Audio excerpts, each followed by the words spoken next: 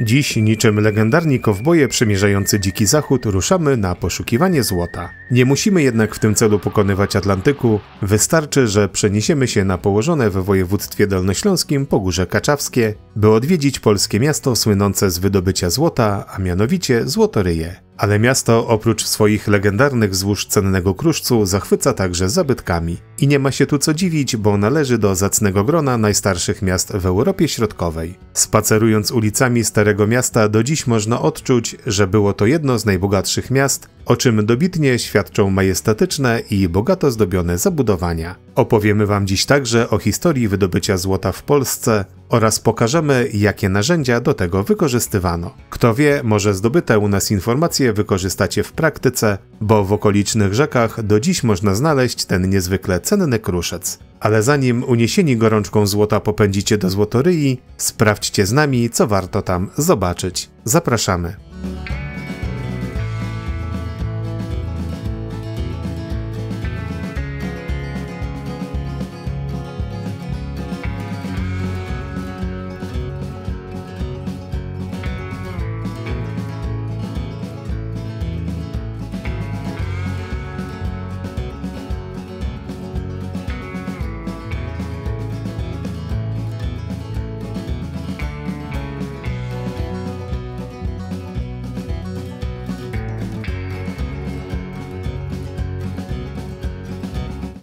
Dziękujemy, że odwiedzacie z nami Złotoryje. Zachęcamy do subskrypcji naszego kanału, bo co tydzień publikujemy na nim filmy pokazujące atrakcje Polski, które warto zobaczyć. Będzie nam również bardzo miło, jeśli docenicie naszą pracę łapką w górę i komentarzem, dzięki czemu filmy będą miały szansę dotrzeć do szerszego grona odbiorców.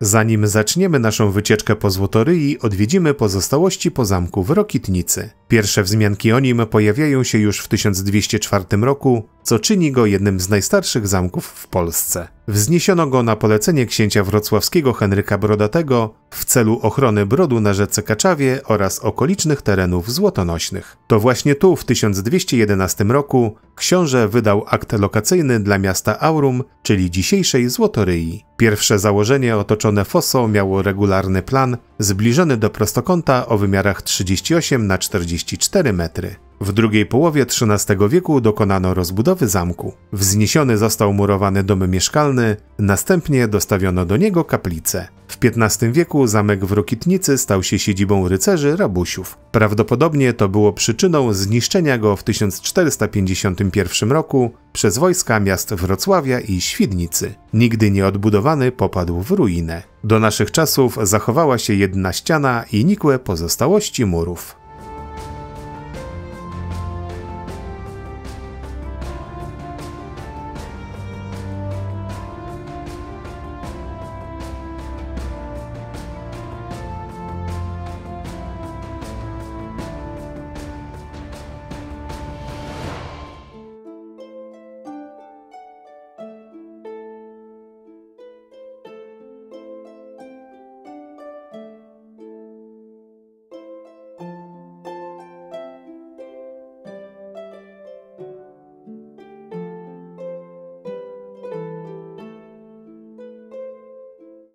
Historia bytności człowieka na terenach obecnej Złotoryi rozpoczyna się już w okresie neolitu. Znane są również ślady wczesnośredniowiecznego osadnictwa, jednak największy rozwój miasta przypada na XII i XIII wiek, kiedy w okolicach Złotoryi najbardziej rozwijało się wydobycie złota. W mieście nazywanym niegdyś Aurum wydobywano w tamtych czasach od 24 do 48 kg złotego kruszcu rocznie. Lecz zanim opowiemy Wam o złocie, warto dowiedzieć się, jak powstała i rozwijała się Złotoryja. Pomoże nam w tym pani Sylwia Dudek-Kokot z Centrum Informacji Turystycznej w Złotoryi.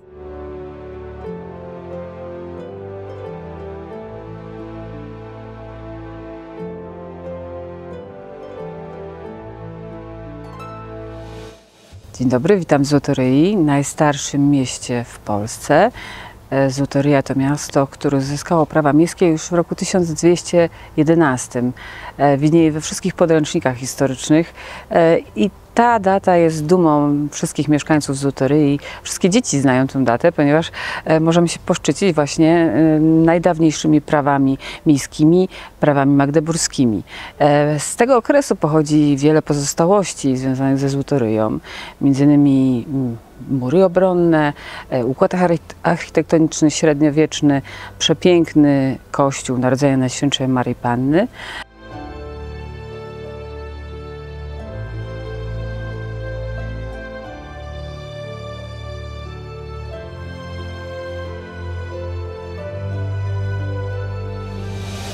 Złotoryję założyli pod koniec XII wieku niemieccy koloniści górnicy, którzy przybyli na te tereny wydobywać złoto. Niewielka osada wchodząca w skład księstwa legnickiego szybko się rozrastała. Dzięki założonym w XII wieku klasztorom joanitów i franciszkanów miasto zyskało znaczenie jako ośrodek religijny. Zapewne dlatego Złotoryja stała się celem ataków w czasie wojen husyckich, choć i wydobycie złota nie było w tym przypadku obojętne, bo została kilkukrotnie ograbiona. Miasto za każdym razem szybko podźwigało się ze zniszczeń, jednak po tych przejściach Rada Miejska podjęła decyzję o budowie murów obronnych, które miały w przyszłości chronić przed najazdami.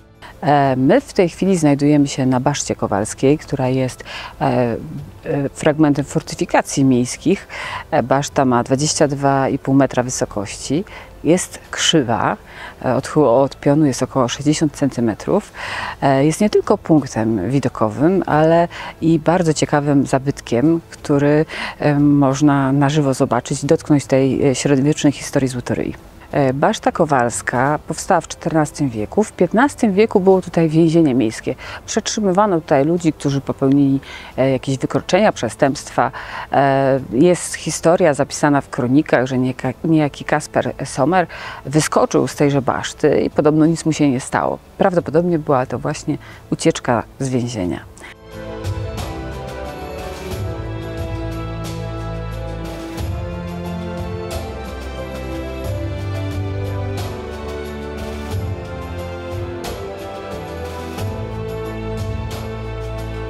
Mury miejskie wzniesione zostały z kamienia na planie zbliżonym do owalu. Ich wysokość z powodu późniejszych zniszczeń jest trudna do ustalenia, być może sięgała nawet 10 metrów. Zwieńczone były krężelem i posiadały chodnik dla straży. Pod koniec XV wieku w odległości około 80 metrów od umocnień miejskich wzniesiono drugi obwód murów. Zewnętrzne mury zbudowane z piaskowca i bazaltu były niższe i prawdopodobnie nie otaczały całego miasta. W czasie kampanii napoleońskiej 1813 roku miała miejsce bitwa o miasto pomiędzy wojskami francuskimi a oddziałami prusko-rosyjskimi. W wyniku walk mocno ucierpiały mury miejskie. Popadające w ruinę fortyfikacje niespełniające już swoich funkcji militarnych przeznaczono do rozbiórki. To, czego nie zdążono rozebrać, poddano konserwacji pod koniec XIX wieku. Dziś najlepiej zachowane fragmenty znajdują się wzdłuż ulicy Staszica i Miłej.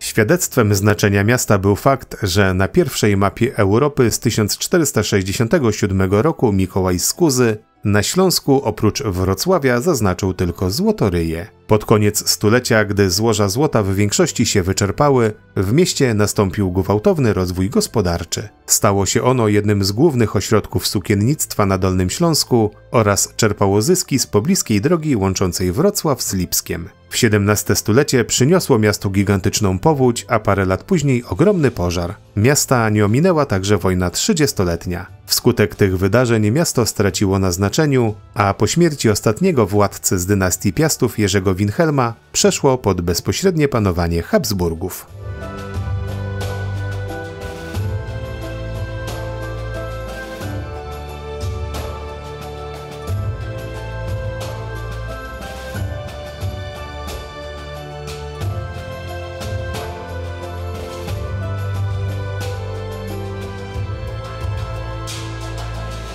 Wiek XIX to ponowny rozkwit miasta. Powstało kilka większych zakładów przemysłowych, a w 1884 roku utworzono połączenie kolejowe z Legnicą. W początkach XX wieku podjęto nawet próbę wskrzeszenia wydobycia złota, jednak bez powodzenia. Wojska radzieckie wkroczyły do Złotoryi w lutym 1945 roku, a dotychczasowych mieszkańców wysiedlono do Niemiec. Na szczęście miasto uniknęło zniszczeń, dzięki czemu możemy dziś podziwiać dawną architekturę w pełnej okazałości. A na co warto zwrócić uwagę w okolicach rynku, opowie pani Sylwia.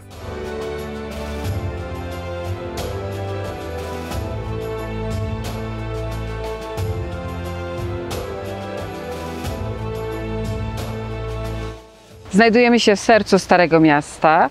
Był to niegdyś najważniejszy plac w takim średniowiecznym mieście, które miało prawa niemieckie magdeburskie.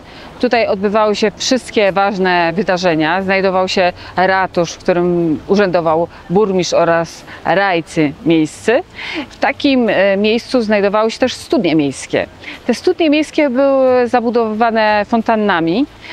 Ta, która za mną znajduje się, to jest fontanna Delfina, która powstała już w roku 1604, czyli ma ponad 400 lat. Ta fontanna jest jakby symbolem pobożności fundatora, burmistrza Johanna Feige.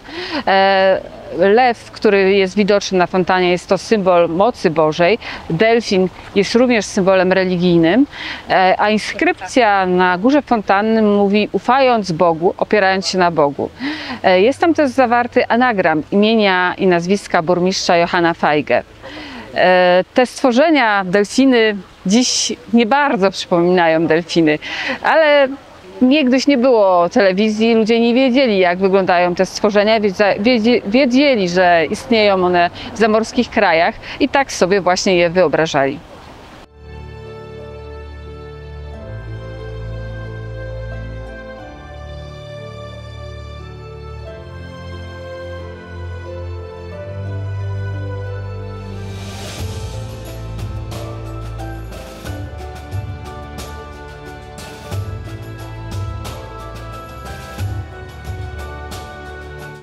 Znajdujemy się nadal w złotoryjskim rynku, przy drugiej studni miejskiej, również zabudowanej fontanną, ale w nieco późniejszych czasach, bo ta fontanna powstała około roku 1944.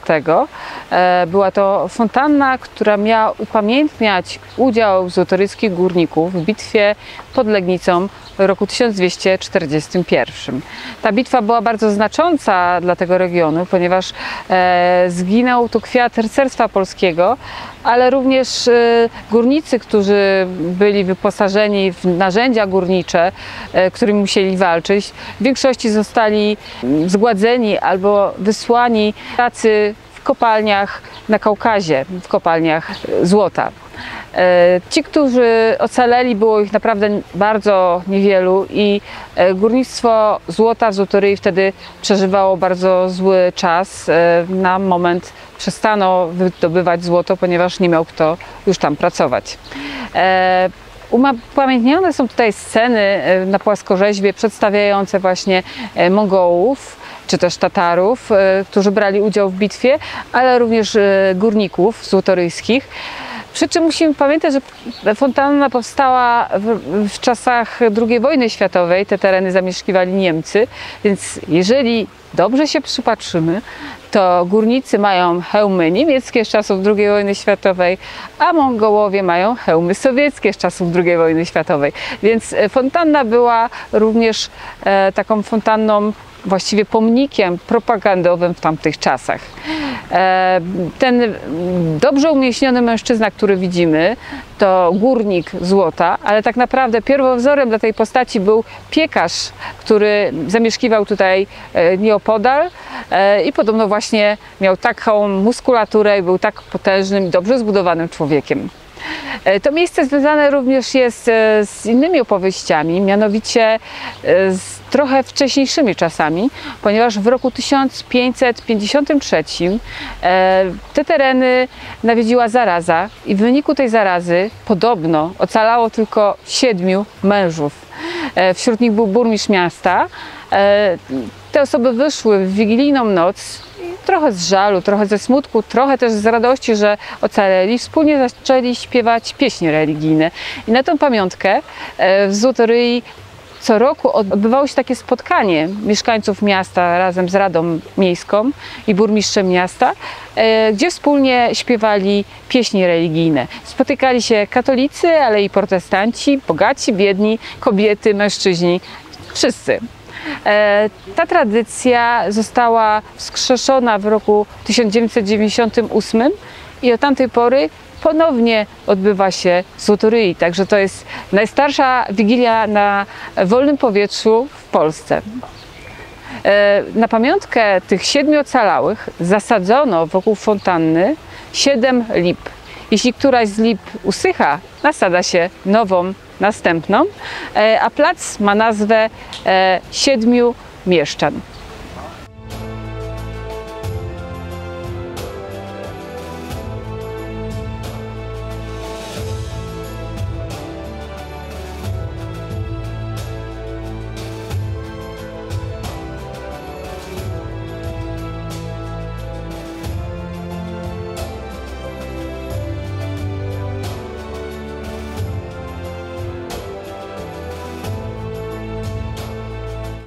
Jedną z perełek zabytków złotoryskich jest kapliczka słupowa.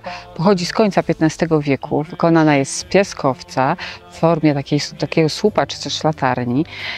Widnieje tutaj wiele wizerunków świętych. Pierwotnie kapliczka stała przed murami obronnymi przy Bramie Dolnej. Później przeniesiona została w okolice kościoła świętej Jadwigi, a następnie umieszczona tutaj na dziedzińcu kościoła świętej Jadwigi ze względów na bezpieczeństwa, ponieważ jest bardzo, bardzo cenna. Takich kapliczek zostało już naprawdę bardzo mało. Ona jest przepiękna, warto ją zobaczyć.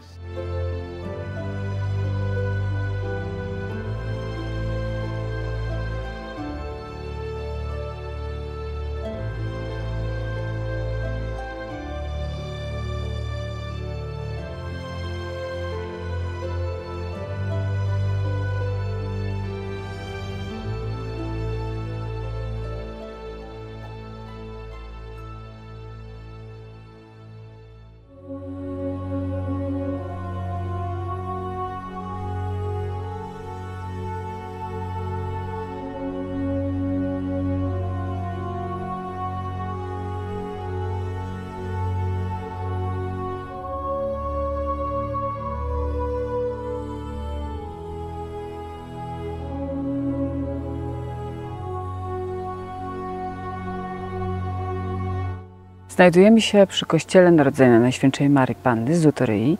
Jest to jeden z najstarszych zabytków naszego miasta.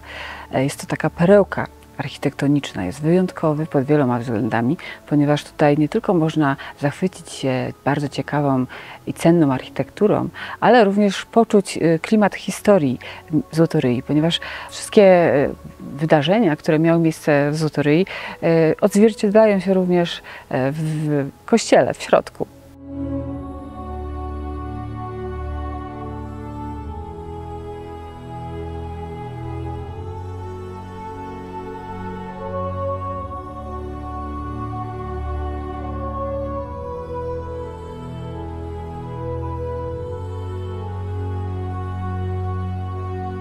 Budowę kościoła Najświętszej Marii Panny rozpoczęto w początkach XIII wieku, jeszcze przed nadaniem miastu praw miejskich. Jego rozbudowa nastąpiła już w 1270 roku, gdy patronat nad świątynią objął zakon rycerski Joannitów. To właśnie nim kościół zawdzięcza swój monumentalny wygląd. Zastosowano tu także kilka nowatorskich jak na owe czasy elementów architektury, jak na przykład masferki. Warto także zwrócić uwagę na gotyckie i romańskie portale nad wejściami. Kościół to jest budowla bardzo duża i imponująca. Ma 45 metrów długości, czyli naprawdę dużo.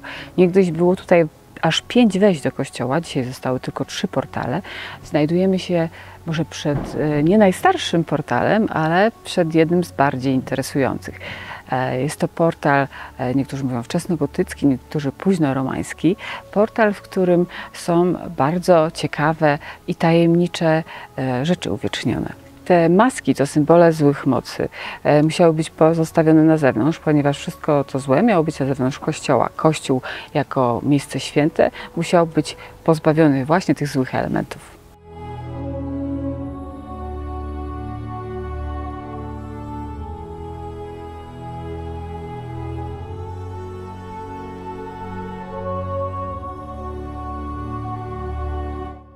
Złotoryja to miasto, które było bardzo często najeżdżane przez wrogów. Znane jest z tego, że aż 3-krotnie było najeżdżane w XV wieku przez husytów. Podczas jednego z najazdów mieszkańcy miasta postanowili schronić się do kościoła Narodzenia Najświętszej Marii Panny, który był budowlą ciężką do zdobycia.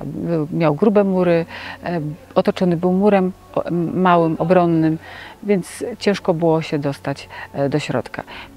Husyci, stojąc przed kościołem, mieli nadzieję, że wezmą mieszkańców głodem, że nie będą mieli jedzenia i picia i będą musieli w końcu opuścić ten przybytek. W pewnym momencie z mniejszej wieży mieszczańskiej, tej, którą tutaj widać, zaczęto rzucać husytów gorącymi bułeczkami. Husyci sami bardzo głodni, zdenerwowali się, odstąpili od oblężenia, a mieszkańcy ocaleli. Husyci nie wiedzieli, że na strychu znajdowały się piece piekarnicze, w których można było wypiekać to pieczywo, oraz to, że w kościele znajdowała się studnia, z której można było czerpać czystą, źródlaną wodę. Mogli tutaj być naprawdę mieszkańcy bardzo długo w tym kościele i być bezpieczni od wrogów.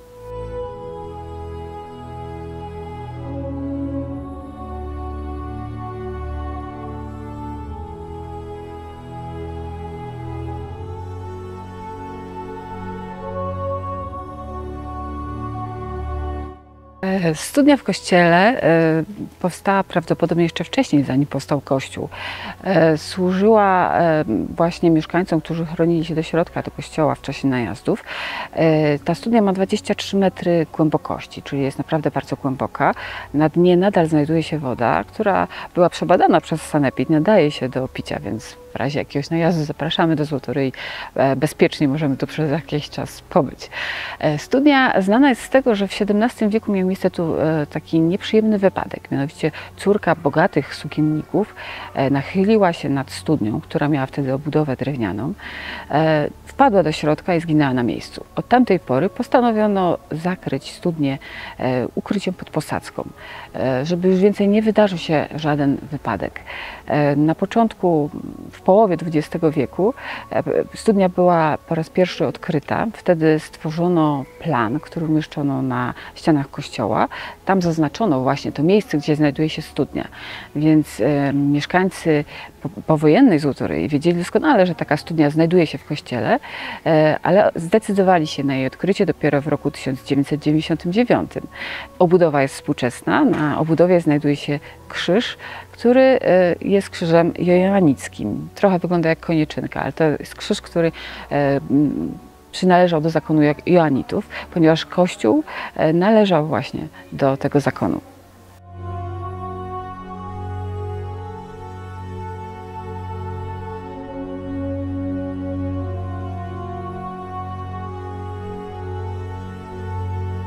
W 1485 roku wzniesiono wschodnią wieżę kościoła, ale o niej opowiemy wam nieco później. Pierwsza poważniejsza przebudowa świątyni miała miejsce pod koniec XVI stulecia i później w XVII wieku, po pożarach, które nawiedziły Złotoryję. Z niewielkimi zmianami świątynia dotrwała do początków XX wieku, kiedy to podjęto decyzję o jej generalnej renowacji, odsłaniając m.in. romańskie fundamenty. Kolejny remont przeprowadzono już po wojnie w latach 60.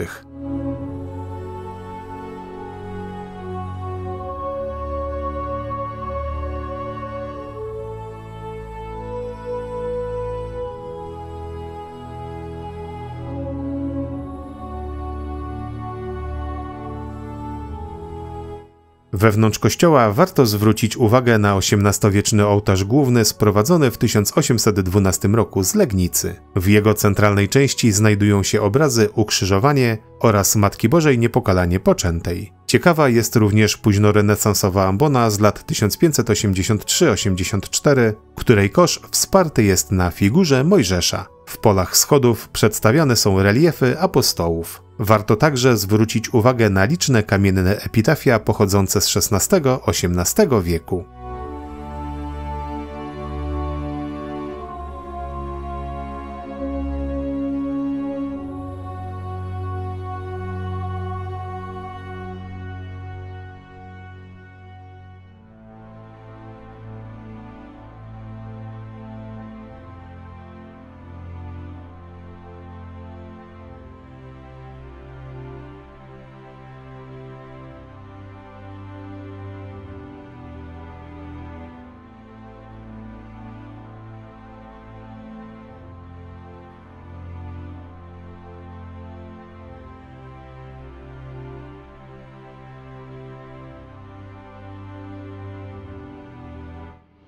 Znajdujemy się we wnętrzu wieży Kościoła Narodzenia Najświętszej Maryi Panny, wieży wschodniej.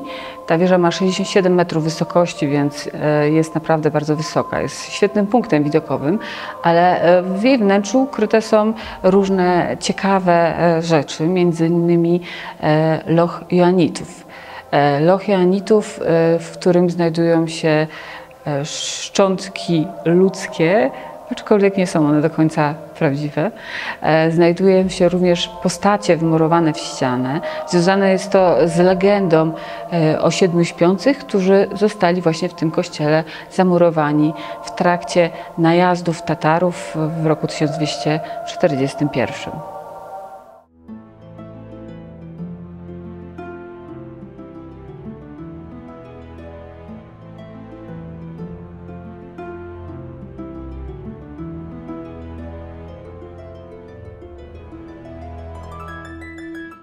Złotoryja słynie również z gimnazjum łacińskiego, które powstało tutaj w czasach renesansu. Było to gimnazjum, w którym uczyła się młodzież nie tylko ze Złotoryi, ale i z terenu Czech, z terenu Niemiec, z terenu Węgier. Było to bardzo słynne gimnazjum, nawet miało przydomek illustre, co po łacinie oznacza znakomite. W tym gimnazjum było bardzo wielu uczniów, którzy później osiągnęli dużą karierę, natomiast jednym z bardziej znanych uczniów, ale niezbyt dobrych, był Albrecht Wallenstein, który uczęszczał właśnie do tegoż gimnazjum. Słynny dowódca wojsk w czasie wojny 30-letniej.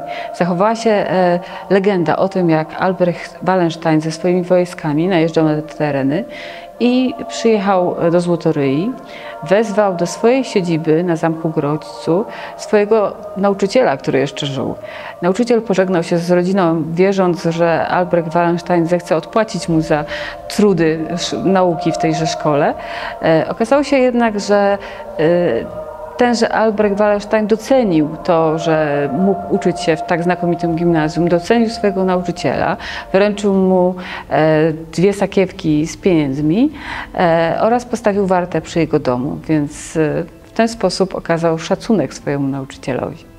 Znajdujemy się w sali Trotzendorfa. Sala ta była wykorzystywana na zajęcia w czasie zarazy, która miała miejsce w Złotoryi, bo wierzono, że wyżej morowe powietrze nie dociera. I tutaj w tej sali znajdowały się również pulpity z Biblioteki Łańcuchowej. Oryginały znajdują się w Warszawie. Mamy tutaj jedynie rekonstrukcję takiego pulpitu, gdzie księgi były przymocowane do pulpitu za pomocą łańcuchów. Czytano w pozycji stojącej, z szacunku do właśnie wiedzy.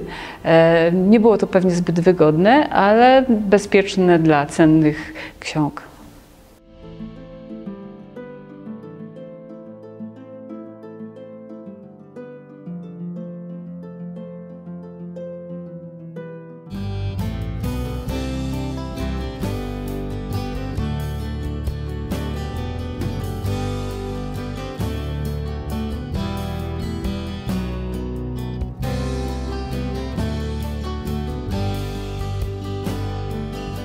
Na trasie naszej wycieczki po polskim Eldorado nie może zabraknąć akcentów związanych ze złotem. Pierwszym z nich jest Muzeum Złota. A co w nim możecie zobaczyć, opowie pani Sylwia.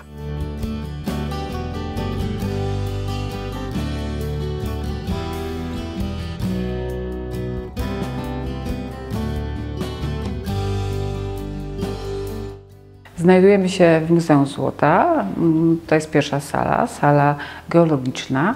Jest tutaj wystawa poświęcona najpiękniejszym kamieniom ozdobnym naszych terenów, czyli agatom. Agaty tutaj wydobywane są w okolicach Złotoryi. To są Różana miejscowość, Nowy Kościół, Gozdno, Lubiechowa. W każdej z tych miejscowości są inne kolory tych agatów.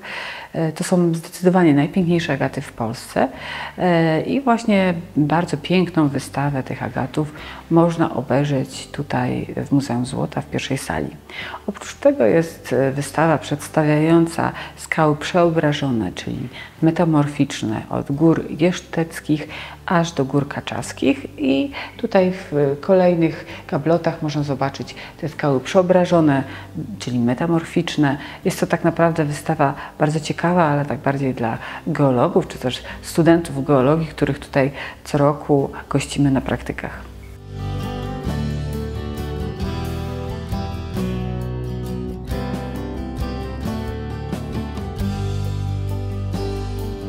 Złotoryja leży na terenie Pogórza Kaczawskiego. Góry i Pogórze Kaczawskie to kraina wygasłych wulkanów, która jest również geoparkiem pod patronatem UNESCO. Czyli tutaj są bardzo cenne stanowiska geologiczne.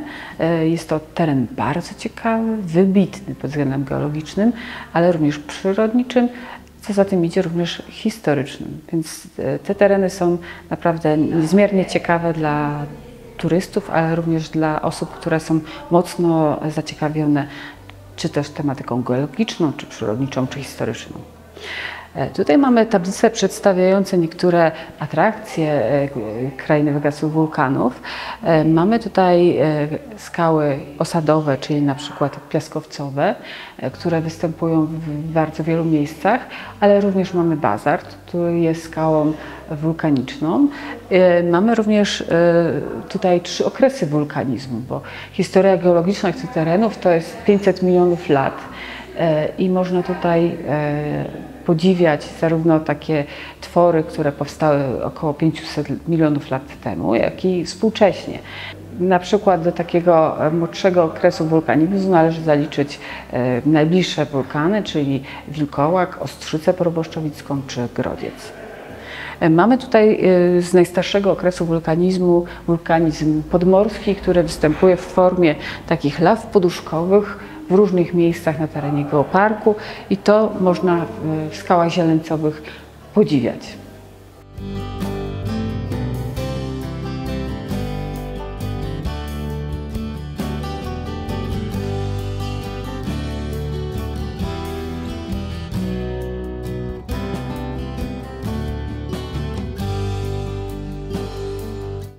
Historia Złotoryi nierozerwalnie związana jest ze złotem. Samo powstanie miasto zawdzięcza właśnie obecności tutaj złóż złota. Przy czym występujące tu złoża to złoża wtórne, aluwialne, czyli przeniesione przez rzekę w nasze okolice złoża, które występują najczęściej w postaci drobnych łuseczek czy też blaszek.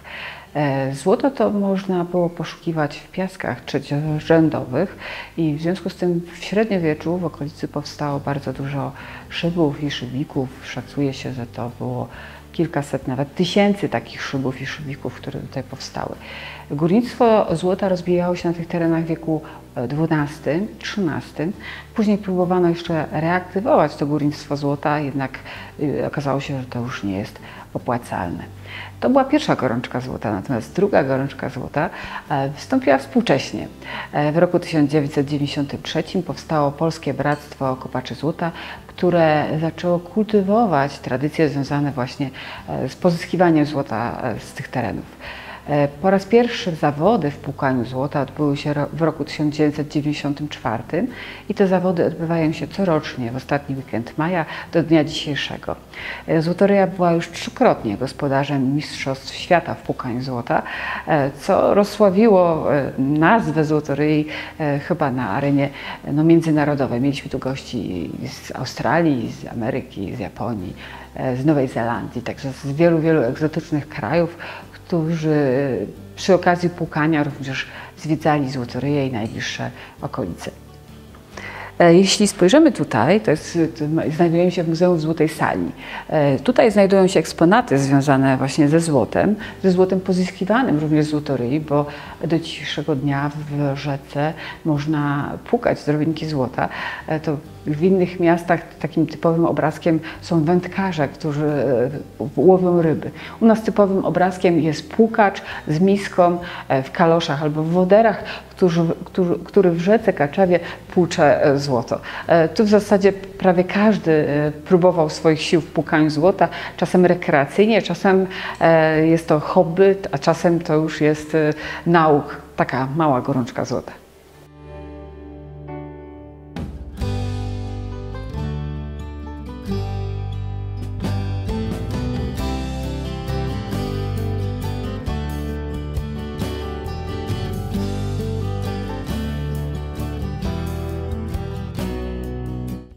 Podstawowym narzędziem do płukania złota są miski. Zazwyczaj takie miski były używane przez wszystkie kultury, żeby wypłukać złoto właśnie wtórne, alwialne z rzeki. Ta miska powstała w latach 70., kiedy tutaj również byli płukacze, którzy próbowali pozyskiwać złoto z rzeki, nie mieli dostępu do misek takich prawdziwych, więc stworzyli własnym sumptem miski, wycinając z drewna, wyginając elementy metalowe, stosując do tego wszystko to, co mieli pod ręką. Są miski, które mają na przykład użyte są chodniki samochodowe, żeby zatrzymać to złoto. Takie miski stosowane są do dnia dzisiejszego. Płucze się taką miską złoto w rzece, wchodząc do rzeki, nabierając piasek z rzeki i wrzucając go na miskę. Płucze się wykorzystując to, że złoto ma ciężar właściwy bardzo duży, więc złoto, jeżeli się właściwie płucze, zostaje na samym dnie. Takim objawem tego, że już się kończy płukanie, jest to, że na misce zostaje taki szary piasek, czyli tak zwany szlich. To jest metoda szlichowa. W tym szlichu może występować złoto, ale mogą występować również kamienie ozdobne, szlachetne, rubiny, granaty. To wszystko można znaleźć w rzece Kaczawie, złotonośnej rzece przepływającej przez Złotoryję.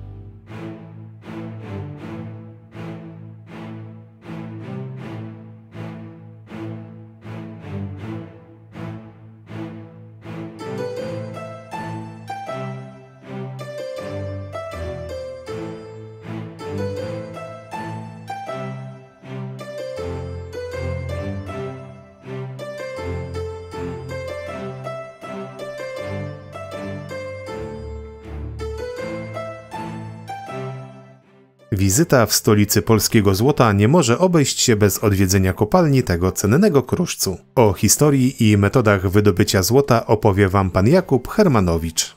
Pewne przesłanki wskazują, że złoto wydobywano na tych terenach jeszcze w starożytności. Natomiast takie pewne dane historyczne już mówią o tym, że zaczęło się tak na dobre na początku XIII wieku, czyli w czasach księcia Henryka Brodatego, który wtedy rządził całym Śląskiem. On też uchodzi za założyciela miasta Złotoryi. W 1211 roku nadał miastu prawa miejskie i to miasto powstało właśnie jako baza dla górników, którzy byli tu przez Piastów Śląskich ściągani z całej zachodniej Europy. Tutaj był problem po pierwsze z ilością ludności, której było relatywnie niewiele, ale też z fachowością i z ich wiedzą, bo żeby kopać w takich skałach, twardych skałach bazaltowych, no to już trzeba było mieć fachową wiedzę górniczą. Tej wiedzy tutaj nie było, więc przyjeżdżali tu górnicy z zachodniej Europy, głównie z Niemiec, z Saksonii, z Bawarii, ale też bardziej z północy, z terenów dzisiejszej Francji, Holandii, stąd byli tu Walonowie na przykład. W szczytowym momencie, w pierwszej połowie XIII wieku, 2,5 tysiąca ludzi zajmowało się tylko i wyłącznie górnictwem złota na tych terenach. Oni relatywnie szybko wyeksploatowali te złoża, które były na wierzchu, które były łatwo dostępne i przyjmuje się, że rok 1241, czyli najazd Tatarów na tę ziemię, stanowi koniec tej złotej epoki wydobycia złota, nomen omen. Natomiast później jeszcze od czasu do czasu wznawiano tutaj wydobycie, tak na pół gwizdka to funkcjonowało. Na tej zasadzie, że pamiętano o tych ogromnych bogactwach, jakie z tej ziemi wyciągnięto i od czasu do czasu kolejni piastowie legniccy wznawiali na moment wydobycie. Wydaje nam się, chociaż pewni tego w 100% nie jesteśmy, że w tej konkretnej sztolni kopalni Aurelia, która jest za mną, ostatnia próba wydobycia złota była podjęta w roku 1653, czyli tuż po wojnie 30-letniej, kiedy rozpaczliwie potrzebne były środki na odbudowę po zniszczeniach tejże wojny. Natomiast problem ze złotem jest taki, że ono bardzo lubi dyskrecję, więc ilość takich twardych dokumentów, które potwierdzają tę historię, jest bardzo nieliczna. Możemy tylko się opierać na jakichś poszlakach, ewentualnie na dzisiejszym datowaniu korytarzy. Jeśli o to chodzi, to tutaj jeden z korytarzy jest datowany na czasy na pewno przed 1620 rokiem.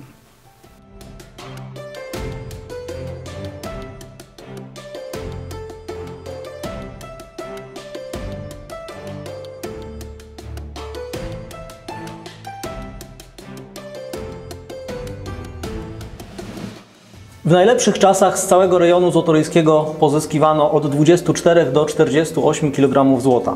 To jest wynik rewelacyjny, więc na pewno nie udało się go utrzymać zbyt długo. Ale jeszcze dzisiaj w dobrych miejscach występuje złoto w natężeniu około 2 gramów na tonę skały. W tej chwili to jest zbyt mało, żeby opłacała się eksploatacja, natomiast w dawnych czasach na pewno było go znacznie więcej. W rejonie Złotoryi odnotowano jeszcze w XVII wieku samorodek wielkości ponad kilograma. Dzisiaj samorodki takie wielkości ziarnka grochu potrafią się zdarzyć i hobbyści, którzy szukają złota głównie w rzekach, jeszcze tej wielkości samorodki od czasu do czasu wykopują.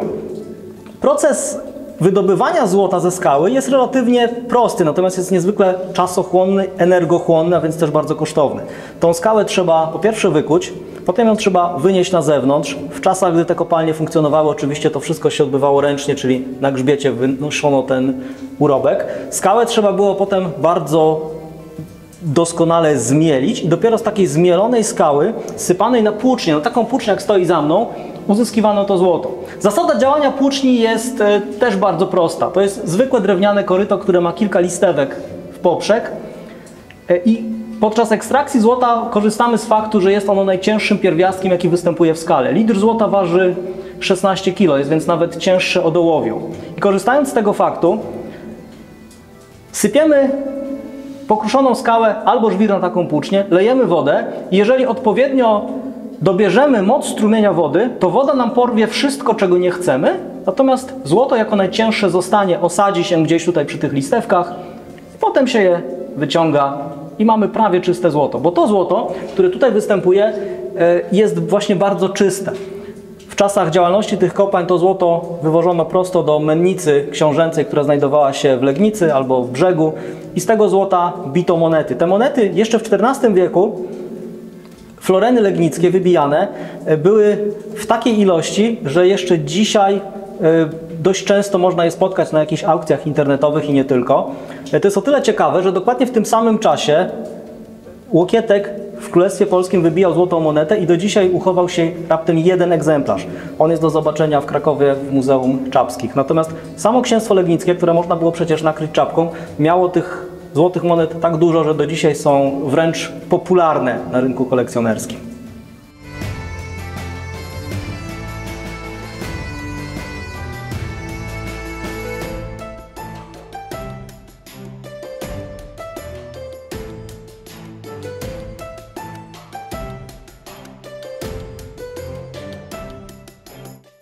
W dawnych czasach pod Złotoryją znajdowały się setki sztolni, w których pracowało w sumie 2500 ludzi.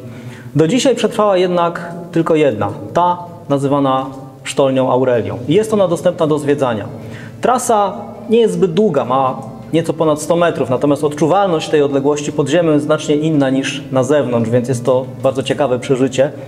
Ciekawe jest też to, że ta sztolnia się zachowała w stanie zupełnie nienaruszonym, oryginalnym. Pomijając to, że jest zrobione oświetlenie i że musieliśmy zabezpieczyć strop w jednym miejscu, to jest pełen oryginał. To wygląda dokładnie tak, jak wyglądało setki lat temu. Także można tu nie tylko zobaczyć, ale też poczuć ten cały klimat dawnego górnictwa. Można się wybrudzić, można się trochę też przestraszyć, można zakosztować chłodu, bo tu jest zawsze 10 stopni. Dlatego zapraszam.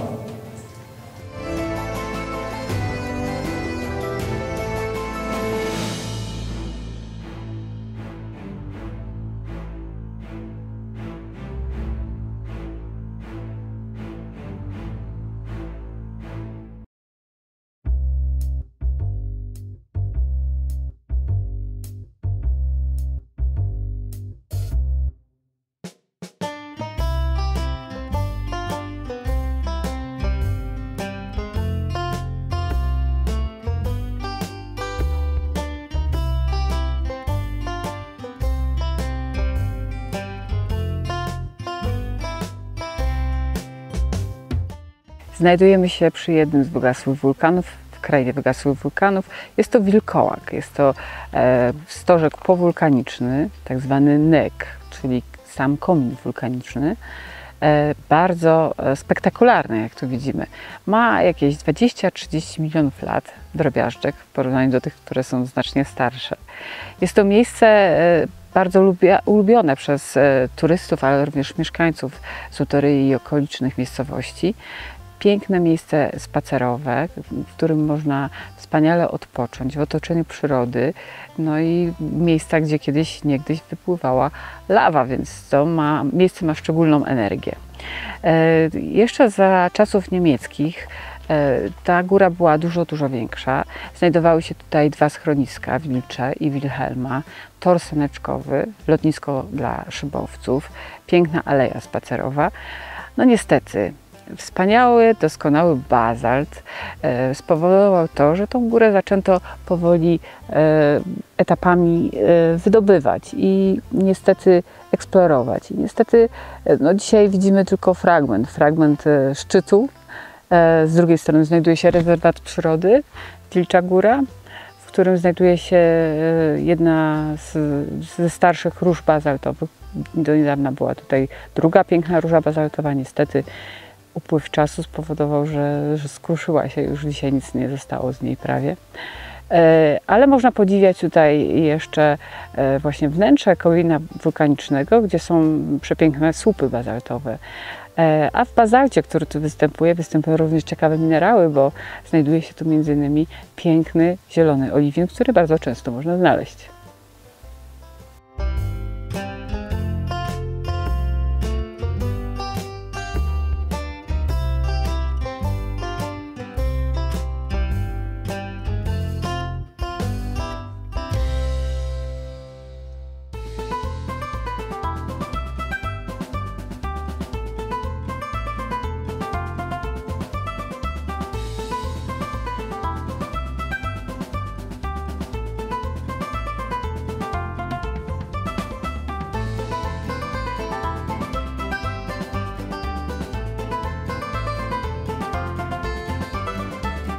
Jeśli poczujecie się zmęczeni po zwiedzaniu miasta i zapragniecie chwili odpoczynku nad wodą, to Złotoryjski Zalew jest do tego wymarzonym miejscem. Sztuczny zbiornik utworzony przez spiętrzenie wód płynącej w pobliżu Kaczawy położony jest w malowniczym, spokojnym miejscu na obrzeżach miasta. Teren wokół akwenu jest bogato zagospodarowany. Do dyspozycji odwiedzających jest duża łąka, miejsce do grillowania, pomost czy plac zabaw dla najmłodszych. Wokół zbiornika wybudowano również ścieżki spacerowe. W sezonie letnim działa to również strzeżone kąpielisko.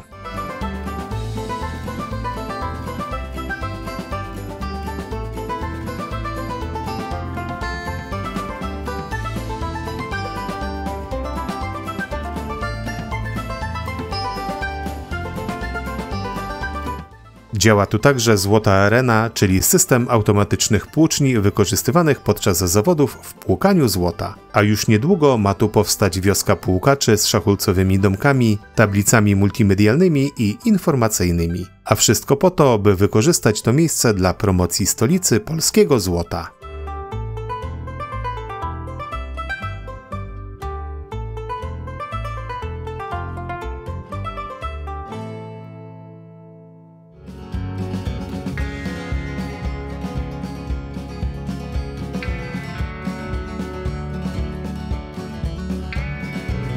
Na koniec naszej wycieczki do Złotoryi mamy dla Was także ciekawostkę i wiadomość z ostatniej chwili. Najnowsze badania naukowców dowodzą, że najbogatsze złoża złota w Europie znajdują się w Polsce. Jego zasobność specjaliści oceniają na ponad 80 ton i jest to najbogatsze złoże na naszym kontynencie. Niestety u jubilera jeszcze długo nie będzie można kupić biżuterii z kruszcu spoczywającego na Dolnym Śląsku. Występują one głęboko pod powierzchnią, a jego wydobycie jest w tej chwili po prostu zbyt drogie. Ale kto wie, może za parę lat okolice Złotoryi znów będą polskim Eldorado. A na razie zachęcamy Was do odwiedzenia tego pięknego miasta nie dla złota, tylko jego atrakcji turystycznych.